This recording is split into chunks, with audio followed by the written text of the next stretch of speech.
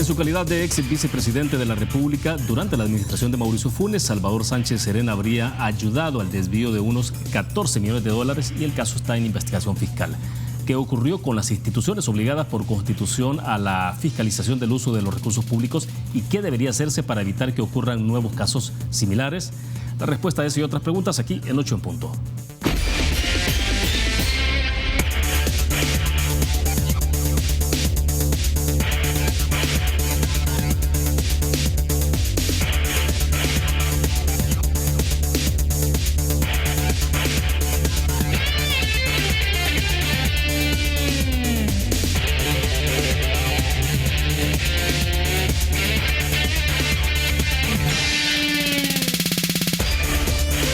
Jueves y es un gusto que nos acompañe en 8 en punto. Gracias por estar con nosotros. Con nuestros invitados vamos a conversar sobre la investigación periodística de la revista Factum sobre los fondos públicos y el caso de Salvador Sánchez Serén, así como el contexto del país tras el inicio de la administración Bukele. Queremos agradecer esta noche que nos acompañan en nuestros estudios César Castro. Él es el jefe de redacción de la revista Factum. César, bienvenido, un gusto. Gracias, buenas noches, William. Excelente, también agradecemos a Brian Avelar, él es periodista de la revista Factum, que ha sido el responsable también de esta investigación de la que estamos conversando en el inicio. ¿Qué tal, Brian? Bien, un gusto. Gracias, William. Gracias. Bueno, perfecto. Yo creo que es importante, ¿no? Entonces, que nos coloquen ustedes en la justa dimensión en torno a esta investigación y decíamos entonces al inicio, ¿no? sobre el caso puntual, ¿no? Que durante la administración de Mauricio Funes, el entonces vicepresidente Salvador Sánchez Serén era que habría ayudado al desvío de unos 14 millones de dólares y decíamos que el caso está obviamente en investigación fiscal. César, a ver si nos colocas un poco en el contexto y obviamente que Brian, que fue el designado para la investigación, ¿no? Sí. Entonces, un poco, ¿cómo es que inicia esto? ¿En qué momento es que comienzan a establecer ustedes algunas alertas y dicen, bueno, aquí hay un hilo de investigación que podemos entrarle y comienzan entonces a indagar sobre el tema? Bueno, ya durante el gobierno del expresidente Sánchez Serén, era bastante claro que la administración pública necesitaba una mayor fiscalización que la que había tenido. Esto lo digo porque ya era público para entonces los casos de corrupción del expresidente Flores y el expresidente Saca, y donde se tenían bastantes luces de la posible corrupción del expresidente Mauricio Funes. Entonces, sí. En este contexto nos parecía muy importante poner ojo a algo que es un elefante que está en la sala, que son los gastos reservados de la presidencia. ¿Por qué es importante esto? Porque tanto los gobiernos de Saca, el gobierno de Flores y el gobierno de Sánchez Serén pusieron un muro a poder acceder a esos gastos reservados. Lo hicieron a través de decretos ejecutivos. Sí. Y no fuimos los únicos periodistas, sino que muchos colegas de otros medios tenían el interés de conocer más de esos gastos reservados y cómo se utilizaban. Entonces, en ese sentido, a nosotros nos parecía muy importante poder transparentar eso. Entonces, a raíz de eso, Brian, que lo va a poder comentar con mucho más profundidad, se comenzó a delinear a escudriñar en la investigación que ya había abierto la Fiscalía contra Funes, porque nos parecía poco probable que la administración actual o Sánchez Serén como vicepresidente de Funes no tuviera nada que ver. No comenzamos buscando directamente eso, sino que fue producto de la investigación que se dio con eso. O sea, sí. Nosotros estábamos viendo el caso de Funes. Sí, ¿no? Claro. Pero ¿qué entonces? Al revisar el expediente del caso Funes, ¿es que comienza a aparecer el nombre de Salvador Sánchez directamente o no necesariamente en ese momento aparecía el nombre? No, en ese momento lo que pasa es que es un expediente, no recuerdo ahorita cuántas hojas son, pero era un expediente muy extenso. Y digamos que la atención se había prestado en Funes, ¿no? Al final era un caso donde todavía se está investigando la desaparición de más de 350 millones de dólares.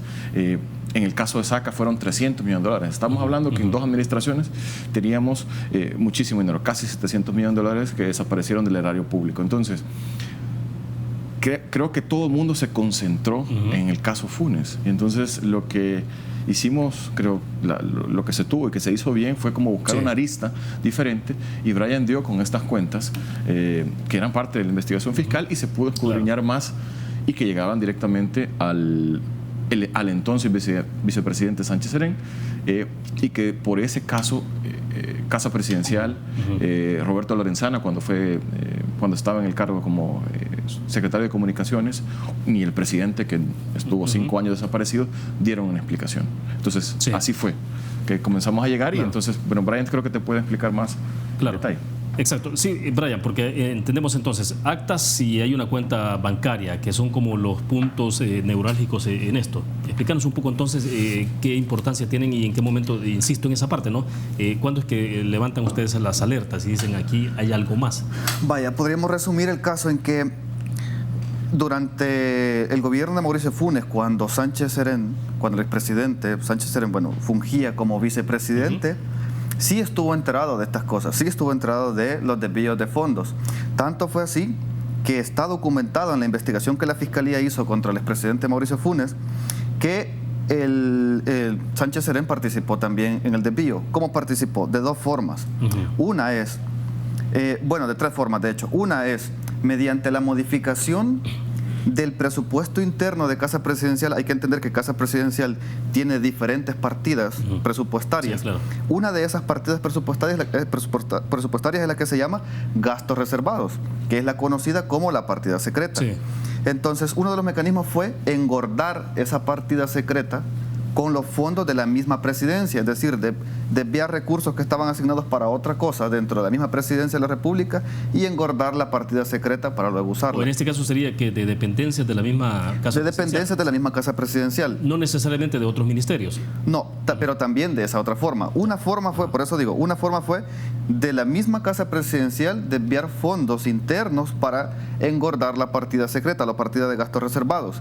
Eso se puede hacer de forma administrativa porque se entiende que él era uno de los que dirige Casa Presidencial y no hay que pedirle permiso a ningún otro funcionario para reorientar fondos de la misma partida presupuestaria de la presidencia. Cuando se hace el movimiento tampoco se explica, o la justificación al menos. No se justifica, de hecho no se justifican, solamente se hacen los movimientos, le recortan a una partida y lo mueven. Y hasta ahí estamos hablando de la discrecionalidad total del presidente de la República. Sí, sí se puede, de hecho también el vicepresidente puede hacerlo, es una cuestión más administrativa, claro. Digamos. La segunda forma en la que también el expresidente Sánchez Serén, cuando fue vicepresidente, ayudó a desviar estos fondos fue mediante las actas del Consejo de Ministros. Él participó en reuniones del Consejo de Ministros en las que se aprobaba desviar fondos de otros ministerios hacia la presidencia, que luego esos fondos desviados a la presidencia fueron desviados hacia la partida de gastos reservados. Eso desde el 2010 ya estaba prohibido por la Sala de lo Constitucional, porque se había conocido en ese entonces que los ministerios le estaban pasando fondos a la presidencia para engordar la partida de gastos reservados. Entonces los diputados dijeron, vaya, no vamos a permitir esto, sino que todos los movimientos de cuentas entre ministerios deben pasar por la Asamblea Legislativa y deben ser aprobados por la Asamblea. Sabiendo eso, Sánchez Serén participó en reuniones de sesiones de ministros en las que aprobaron transferencias de fondos que eran ilegales. Sí. Obviamente saltándose una resolución de Sala de lo Constitucional. Sí, saltándose la resolución de la Sala que decía que todas esas transferencias deben pasar por la Asamblea. Y la tercera forma, que creo que es la más grave y la que además no tiene cómo decir que no, es que había una cuenta bancaria del banco hipotecario que se llamaba Salvador Sánchez Serén Pleca, Vicepresidencia de la República. Esas cuentas son ilegales y eso me atrevo a decirlo así porque es la misma Fiscalía la que lo ha determinado. Los casos del expresidente Saca y del expresidente Funes tienen el mismo esquema, se parecen en esto. ¿Cómo se da el lavado de dinero en los casos del expresidente Saca y del expresidente Funes? Primero es engordar la partida secreta, engordan la partida secreta. Luego aquí empieza la ilegalidad. Pasan el dinero de cuentas del Estado a cuentas privadas. Eso no se puede hacer. Y eso lo explica la ley, la ley AFI, y también lo explican pues, los testigos que la Fiscalía entrevistó, que son tanto de Hacienda como de la Presidencia. No pueden pasar fondos de cuentas del Estado a cuentas privadas a menos que sea ya su destinatario final. Porque la Presidencia, la gestión pública, tiene cuentas específicas, tiene cuentas para pago de salarios y cuentas para pago de servicios. No importa qué destino tenga ese dinero, debe llegar a esas cuentas. Y de esas cuentas es donde se administra y pasan a subcuentas siempre del Estado hasta que llegan a su final, que ya puede ser para comprar, imagínate, sillas, lo que sea. Claro, ahora, entonces Sánchez Serén tenía una cuenta privada, que esa cuenta es ilegal. No puede haber cuentas justamente del te iba a presidente consultar, porque una cosa son las cuentas institucionales, pero en este caso es una cuenta particular a nombre de él. Sí, y no solo eso, de esa cuenta, y está documentado por la Fiscalía, de esa cuenta Sánchez Serén engordó al menos, eso es lo que hemos logrado documentar, no sabemos si más, pero Sánchez Serén engordó con $96,000, las cuentas de Pablo Gómez, que seguramente ya no sonará este nombre de Pablo Gómez porque es la persona que llegaba con el maletín o con las bolsas plásticas que salía del banco y que llevaba el dinero en efectivo, según la misma Fiscalía. Y bueno, y según él también, pues, o sea, eso se sabe, que él era el que cambiaba el dinero, lo único que él dice es que eso no era ilícito. Entonces Sánchez Serén engordó la partida de donde la Fiscalía dice que se lavó el dinero. Es decir, ese dinero, Sánchez Serén ayudó a engordar las cuentas del hombre que sacaba el dinero de la presidencia para lavarlo. Bueno, hay una cosa bien importante, William, perdón. Sí, por favor. Tanto los gobiernos, el gobierno Saca, como el gobierno Funes, como el gobierno Sánchez Serén, buscaron la forma de sortear el impedimento legal que tenían para hacer esas transferencias desde otras instituciones del Estado hacia Casa Presidencial. Porque el veto de la sala, bueno, la resolución de la sala es clara y aún así encontraron formas. Es bien interesante porque nosotros hemos publicado otras investigaciones donde se comprueba cómo el mecanismo que tuvo Saca para robar, el mecanismo que tuvo Funes para robar. Entonces, es bien preocupante y sintomática la corrupción que tenemos en este país, porque los gobiernos, y de hecho en la investigación Saca o la de Funes, no recuerdo cuál exactamente es, hay una parte de la investigación que detalla las primeras reuniones donde se explicaban la forma de cómo iban a sacar plata. Entonces, sí, ahora César, estamos hablando de una réplica de un esquema tal cual se hizo en varias administraciones, o va teniendo sus variantes. No. Cada vez se mejora. Porque al final se mejora. Sí, dejémoslo ahí si querés, porque sí, me están indicando que tenemos que hacer una pequeña pausa. Cuando regresemos, hablemos de ese esquema y profundizar un poco más. Es decir, si el dinero llegó a la cuenta particular de Salvador Sánchez Serén como ex vicepresidente en ese momento, después, ¿qué pasa con el dinero? O sea, lo platicamos después. Vamos a una pausa, regresamos. Si estás ahorrando, estás ganando. Por cada $150 que ahorres, participas en sorteos en efectivo y premios al instante por más de $60,000. Ahorra y gana con Banco Promérica. Continuamos en 8 puntos. Nuestros invitados, César Castro, jefe de redacción de la revista Factum, y también Brian Avelar, periodista de la misma revista. Sí, entonces me quedaba en el segmento pasado. Un poco les preguntaba, y te interrumpí, perdón, César, pero bueno, la parte decíamos, ¿qué pasó con esa cuenta? Finalmente, el dinero llega a esa cuenta particular de Salvador Sánchez Serén como vicepresidente. ¿Qué pasa después de eso? Y entonces, bueno, para llevar un poco el hilo. El rastreo, bueno, básicamente, al parecido a lo que te dijo Brian antes, el dinero llega, o sea, parte de ese dinero, que ahorita no recuerdo el monto exacto, llegaron a las cuentas de Salvador Sánchez Serén, pleca vicepresidencia. Sí. Parte de ese dinero regresó, o sea, se envió a la cuenta de Pablo Gómez, otra cuenta que tampoco debería estar en este esquema, pues en teoría cuentas a nombre de personas naturales no deberían recibir, porque si vos ocupás una cuenta para pagar a los empleados de Casa Presidencial, tenés una cuenta institucional para hacerlo. Entonces, parte de ese dinero llegó a la cuenta de Sánchez Serén lo transfiere a la cuenta de Pablo Gómez, y Pablo Gómez, parte de ese dinero, por lo menos casi $100,000, se sacaron directamente en efectivo y se usaron. Es parte del monto de esos 351 millones que se lavaron de esa manera. Es decir, todavía la investigación sigue su curso. Casa Presidencial evidentemente no ha dado explicaciones, pero hay un montón de recursos que no sabemos. O sea, no sabemos cuánta plata más pudo haber seguido ese mismo esquema. O sea, lo que logramos documentar nosotros fueron un poquito menos de $100,000, lo cual no significa que sea lo único que se haya sacado de esa cuenta. Pero digamos que el esquema de lavado era bastante claro y funcionaba de esa manera. Los funcionarios lo tienen muy claro porque la ley es tajante en ese sentido, sí, que no se puede hacer esas transferencias, y sin embargo hacían estas triangulaciones. Ahora, perdón, pero una vez que el dinero llegaba a esa cuenta particular, ¿era posible no seguir la pista? Sí, era posible. No, para nosotros no, porque ya era llegar hasta a la parte de los bancos y en ese caso, nosotros en particular, no tenemos el acceso.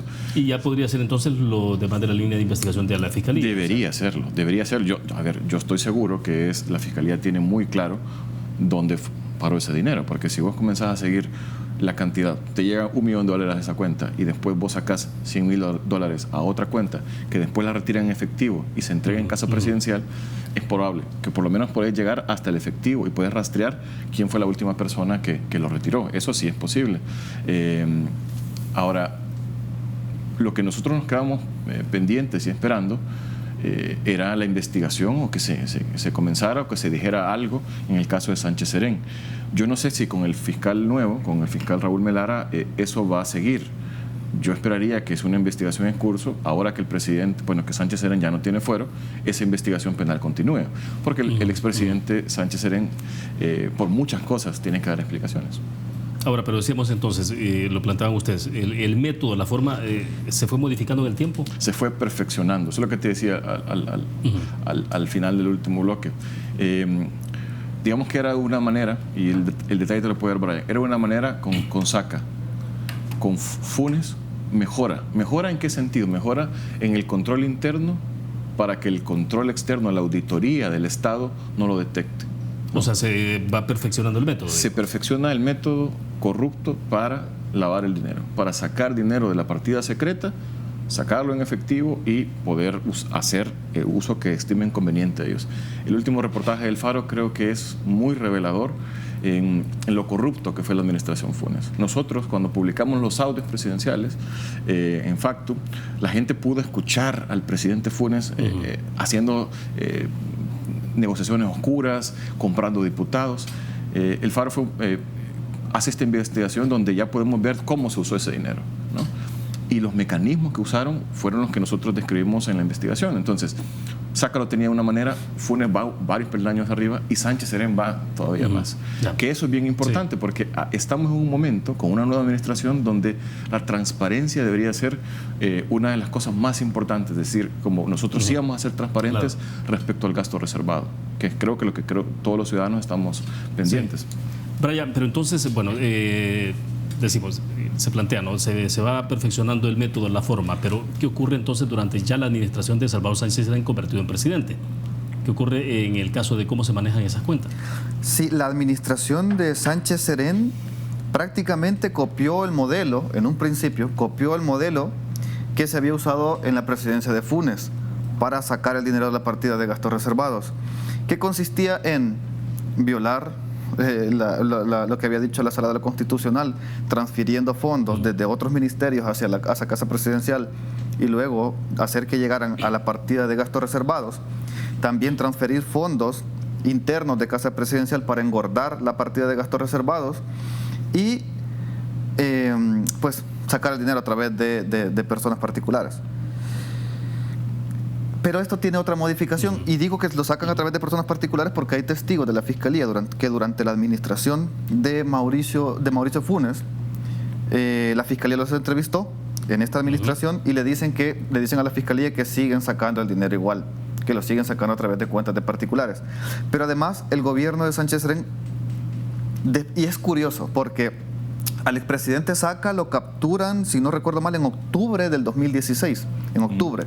Pues bien, según los testigos a los que ha entrevistado la Fiscalía, de los cuales nosotros tenemos copia de la entrevista que la Fiscalía hizo en el marco de la investigación contra Mauricio Funes, según esos testigos, que son empleados de Casa Presidencial de la administración Sánchez Serén, ellos dicen, a partir de noviembre hay un cambio en el uso de la partida de gastos reservados o de la partida secreta. ¿En qué términos?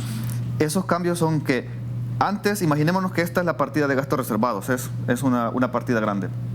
Y dentro de esa partida está el OIE, el Organismo de Inteligencia del Estado. Sí. Los gastos del OIE salen de la partida de gastos reservados. Pues bien, el OIE no se puede auditar porque estamos comprometiendo cosas de seguridad del Estado, seguridad nacional.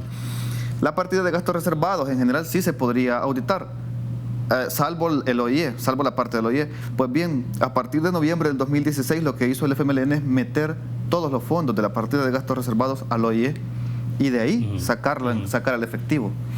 Entonces, ¿qué están haciendo? ¿Qué están asegurando con esto? No lo sabemos a ciencia cierta, pero lo que me puedo imaginar como malpensante es que lo que quería este gobierno es, vaya, si nos van a auditar, si nos van a levantar un caso, que no se pueda conocer en qué gastamos este dinero. Porque estos documentos van a estar bajo reserva. Si el caso de Sánchez Serén algún día llega a los tribunales, yo estoy convencido de que ese caso cuando menos va a tener reserva parcial, si es que no reserva total.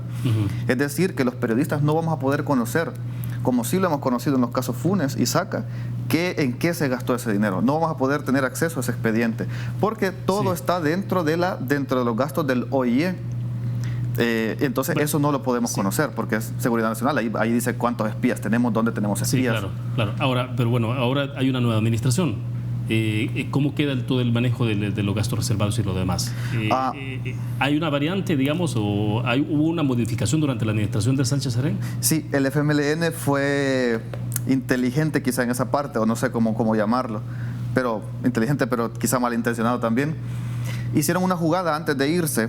El FMLN, esa estrategia que hizo para ocultar el uso de los gastos reservados, metiéndolos todos al OIE, antes de irse en el presupuesto de este año, el FMLN metió el OIE dentro del presupuesto general de la Nación. Entonces, ahora sí es auditable, en teoría. En teoría, los gastos del OIE ahora sí son auditables, porque están dentro del presupuesto general de la Nación. La Corte de Cuentas podría auditarlos. La Fiscalía también podría tener acceso la Fiscalía siempre podría, pero la Corte de Cuentas podría auditarlo. Es decir, modificaron esto, pero ya más en función del siguiente gobierno, ¿no? Sí, lo modificaron pensando en que el siguiente gobierno, que es el de Nayib, ahora va a tener un gasto reservado con tope, e incluso el OIE va a tener un tope de gastos, cuando ellos no lo tenían, cuando ellos metieron todos los gastos reservados en el OIE sin tope. Ahora, es decir, nosotros en esta administración sí lo podemos hacer, pero la que viene no, ya no podemos. Ya lo dejaron dentro. Ahora vamos a ver si la Asamblea le saca al OIE del presupuesto a Nayib para que pueda hacer también uso discrecional de eso. Pero mientras tanto, quizá está un poco en una encrucijada porque ahora sí tiene tope y sí es auditable. Entonces, no creo que lo haya hecho el FMLN en aras de la transparencia, porque ellos hicieron lo contrario en su administración. Pero en teoría ahora sí, Nayib está en una pequeña encrucijada de cómo va a usar los gastos reservados, incluido el OIE. Es decir, entonces uno puede suponer de que de alguna forma esa modificación sí ya fue intencional. Sí, podemos suponer, creo yo, que sí. De hecho, tengo fuentes que me lo cuentan con una sonrisa en la cara. ¿Sí? Sí. Bueno.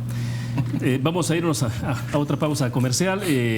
Continuamos hablando de este tema, pero me interesa también que vayamos avanzando un poco en la conversación también sobre lo que está ocurriendo ahora y que tiene que ver no ya con la forma de cómo está tomando decisiones el presidente Nayib Bukele, todo este tema que tiene que ver con despidos, el tema del nepotismo sin duda alguna. Vamos a la pausa, volvemos. Continuamos en 8 en punto. César y Brian, hablemos un poco entonces ya de lo que está ocurriendo actualmente con el presidente Nayib Bukele. Hay un hecho que creo que es importante analizarlo, la parte que tiene que ver exactamente con todo el nepotismo que se ha dado durante la administración de Salvador Sánchez Serén, y lo otro que también me interesa que lo desglosemos, lo analicemos, tiene que ver ya de la forma en cómo está comunicando el presidente Nayib Bukele todas las decisiones alrededor del tema del nepotismo. Pero bueno, hablemos de nepotismo. ¿Cómo analizan ustedes o visualizan todo este tema alrededor de los familiares directos o indirectos del presidente de la República, Salvador Sánchez Serén, durante su periodo?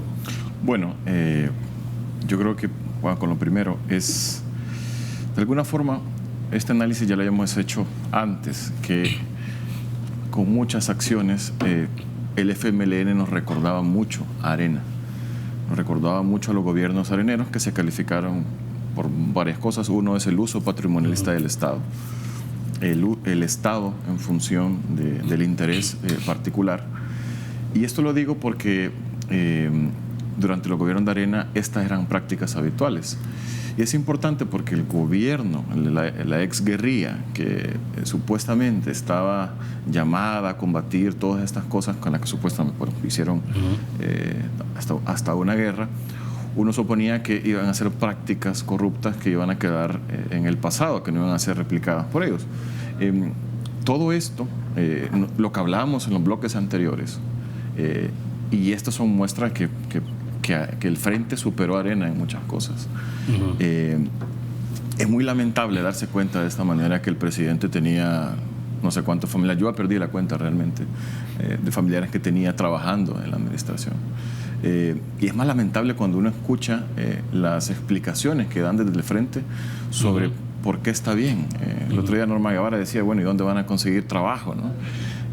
Y es interesante porque incluso hubo una amiga nuestra, Marcela Zamora, que su papá Rubén Zamora, que le contestaba, sí, claro. Pues mi papá ha sido funcionario, a mí nunca me han tenido que conseguir trabajo. Entonces, es muy patético lo que estamos viendo ahora. Se hizo una piñata del Estado directamente. Se repartieron no solo trabajo para familiares, sino que cuotas partidarias. Y se hizo exactamente lo que criticaron hacer en su momento. Por eso es que el FMLN ahorita está luchando por estas cosas, por todo lo que se está destapando, por el episodio lamentable de la intento de aprobación de la ley de amnistía. El Frente ahora mismo va a comenzar a luchar por su propia... ahorita mismo es un partido totalmente irrelevante. Es para ver si sigue subsistiendo como partido político. Yo creo que estos son masazos a la credibilidad de cualquier partido político, y más uno tan golpeado por sus propios actos de corrupción. Entonces, ahora bien, César, pero entonces, ¿en dónde estaban las instituciones que tendrían que haber observado esto? ¿O es que al final de cuentas era una cuestión totalmente discrecional y tampoco entonces tenemos, o la legislación que tenemos alrededor de esto también entonces es... Dos instituciones que tenemos aquí, que les pagamos a los funcionarios, les regalamos el dinero a los funcionarios y no hacen su trabajo como deberían ser. Una, la Corte de Cuentas de la República, no es ningún secreto. Tenemos una nueva administración, en teoría libre de este virus que era el PCN, en su momento, que básicamente, si recuerdan, durante la administración Saca, lo que hacían es que le daban un voucher como, está bien, y le justificaban todo, y así se perdieron millones de dólares de los salvadoreños. Por un lado, la Corte de Cuentas, que en esta administración, la administración que sale, tampoco ha hecho lo suyo. Y segundo, una institución más nueva como el Tribunal de Ética Gubernamental, una institución pequeña, nueva, pero súper perezosa, lenta, que ponían denuncias entre él y no actuaba. Entonces, cuando las instituciones que están llamadas a hacer Contraloría no lo hacen, pues uno debe realmente pensar realmente si el mecanismo que tenemos de selección de esos funcionarios es el adecuado, porque en ninguna ocasión funcionaron. Sí, porque estábamos hablando al inicio de la entrevista sobre el caso particular del entonces vicepresidente Salvador Sánchez Serén, ¿no? Igual la pregunta, y la planteaba al inicio, el tema de institucionalidad alrededor de esto, es decir, porque finalmente todo termina y ahí hay muchos reclamos sobre cómo actúa o qué hace la Fiscalía General de la República, pero obviamente si hubiera institucionalidad, estos casos no necesariamente tendrían que llegar hasta la Fiscalía, es decir, obviamente sería la última instancia, ¿no? Pero, sí. Pero la Fiscalía es algo reactivo, William. O sea, la Fiscalía actúa cuando el crimen ya se cometió. Sí, claro. Esa es la cuestión. ¿Cómo evitamos que nuestros funcionarios no estén tentados por ser corruptos? Esa es una gran pregunta. Y yo realmente creo, y eso lo he dicho en otras ocasiones, y no es un comentario muy popular, yo creo que la sociedad salvadoreña es susceptible a la corrupción de gran manera. Somos profundamente corruptos y de alguna forma nuestros funcionarios son reflejo de eso. Vivimos constantemente una cultura de la corrupción donde es bien vista la corrupción. Cuando hablamos de la corrupción, la gente piensa que solamente se trata de robarse 350 o 300 millones de dólares, cuando no es eso. Corrupción es de lo más pequeño, de intentar dar mordida a un policía, de pasarse un semáforo en rojo, de cuando te toca tu turno en el Seguro Social si puedes darle plata para que te ayuden. O sea, la corrupción va desde lo más pequeño, y eso me parece a mí, las instituciones son reflejo de eso. O sea, la Corte de Cuentas fue reflejo muchos años de la inoperancia, de la corrupción enquistada del PCN, de muchas cosas. El Tribunal de Ética un poco más de lo mismo. Entonces, la Fiscalía es el último paso. Yo creo que en este caso, para ser creíbles, es bien importante que los gobiernos sean, en primer lugar, transparentes. Yo creo que esa es una de las cosas que, para que nosotros creamos que este nuevo gobierno, menciono este nuevo gobierno porque ya hicimos el cambio, Claro. Pensemos que estamos en una nueva lógica, es que sean transparentes, eso es vital. Bueno, y hablemos un poco, y ahí escucharía tu opinión también, Brian, un poco en el estilo, la forma de cómo está tomando decisiones, en este caso del nepotismo, el presidente Nayib Bukele, porque bueno, hace una hora, ¿qué es lo que ha escrito en su cuenta de Twitter? Por ejemplo, dice: se le ordena a los ministros de Gobernación y Salud remover de sus cargos a Igor Fabricio Castro Ramírez, cuñado de Norma Guevara de Ramírez, quien trabaja en el Ministerio de Salud y en la Lotería Nacional de Beneficencia. Se le ordena al superintendente de Electricidad y Comunicaciones remover de su cargo a Carlos Canjura, hijo del exministro de Educación Carlos Canjura, como gerente legal de la institución, con un salario mensual de $5.110 mensuales, desde luego. Luego escribió: se le ordena a la ministra de Cultura, Sueci Callejas, remover de su cargo a José Alejandro Lemus Valladares, hijo de María Marta Valladares o Nidia Díaz, de su cargo como coordinador de Comisartes, con salario de $2.300. Y bueno, así ha continuado, ¿no? Vamos a ver, lo último fue, sí, casi que lo último. Se ordena, dice, la remoción de Carlos Armando Coto Castaneda, hermano del ex director de la Policía Nacional Civil, Howard Coto Castaneda, como presidente del FONADES, con un salario de $4.400. Y bueno, parece que esto va a continuar, ¿no? La lista parece que mucho más extensa. Brian. No, mire, o sea, de verdad que vaya, se le aplaude por retirar a los familiares de exfuncionarios o de funcionarios que estaban ahí enquistados en el gobierno, que se los repartieron entre sus familias. Pero es que también Nayib tiene cosas que explicar, porque por ejemplo en la alcaldía tuvo contratado a sus hermanos, a Karim, a Yamil,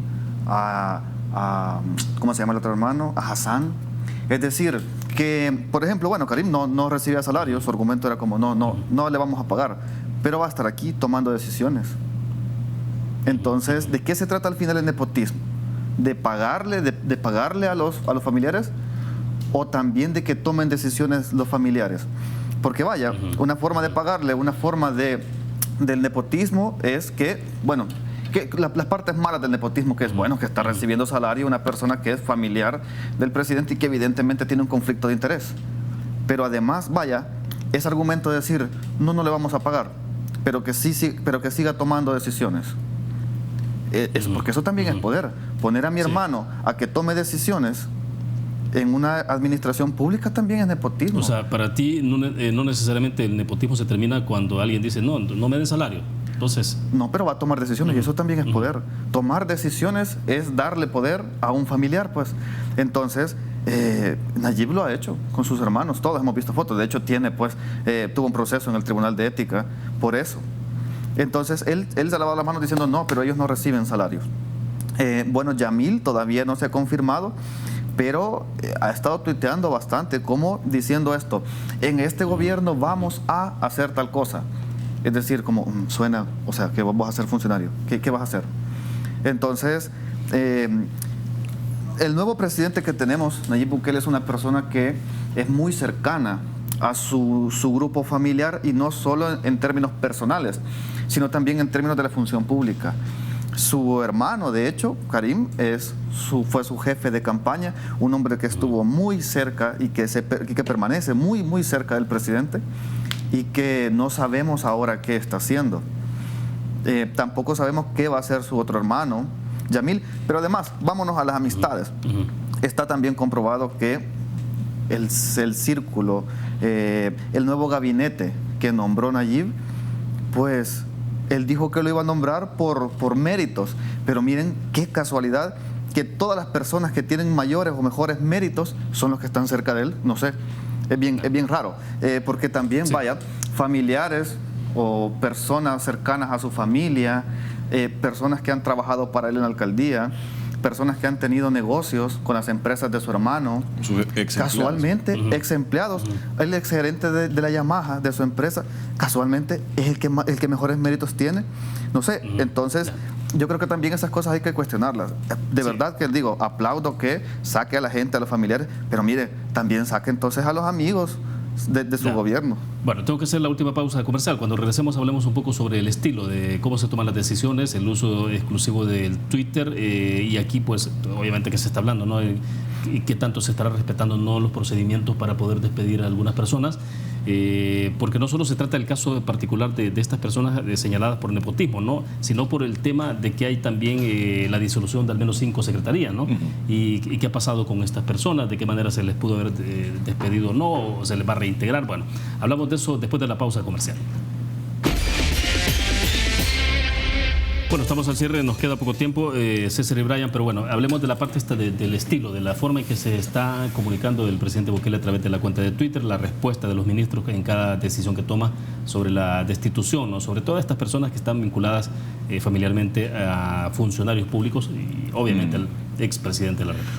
Bueno, para empezar, no hay parangón con esto, ¿verdad? No tenemos con qué comparar, o sea, no tenemos en teoría nada con qué compararlo por el surgimiento de redes sociales como tal, hace que el fenómeno sea completamente nuevo, es decir, por eso. Pero si vamos como a la esencia de lo que está haciendo, es teniendo un solo canal de comunicación. Ahora vemos, durante la campaña utilizó mucho Twitter, pero hacía anuncios a través de Facebook Live, el presidente electo. Y ahora el presidente está gobernando por Twitter y está mandando todos los mensajes por Twitter, comunicando su secretaría, los nombramientos por Twitter, todo, destituyendo gente por Twitter. Entonces, bueno, lo que ocurrió con Godofredo Miranda, ¿no? El comisionado. Exacto, que ese es un caso bien interesante. Antes lo pongo como paréntesis, porque lo que nosotros averiguamos y que publicamos, un material que salió esta mañana, es que de alguna forma Casa Presidencial estaba enterado de, bueno, nombran al comisionado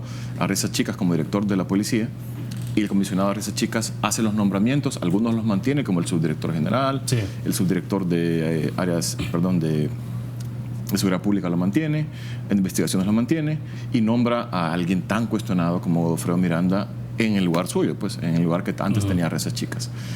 Estos nombramientos se comunican a Casa Presidencial. No sabemos si el presidente, eso no lo podemos decir, pero alguien en el Ministerio de Justicia y en Casa Presidencial estaban enterados de eso. Sí. Ahora, cuando se arma el revuelo, es que decide y lo quita de un plumazo. Claro. Ahora, la comunicación del presidente Bukele es lo más parecido que me recuerda a mí, es como el Twitter, Copefa de nuestro tiempo. ¿Sabes? Vos realmente te acordarás que teníamos una señal única donde nos decían exactamente como la versión oficial. Y ahorita Twitter está haciendo eso. ¿Estás hablando de COPREF, el Comité de Prensa de la Fuerza Armada? Exactamente. Exactamente. Y hay un componente autoritario directamente con esto. O sea, que soy yo, se ordena a estas cosas y tenías a los ministros como bailándole para hacerle caso a lo que va a decir.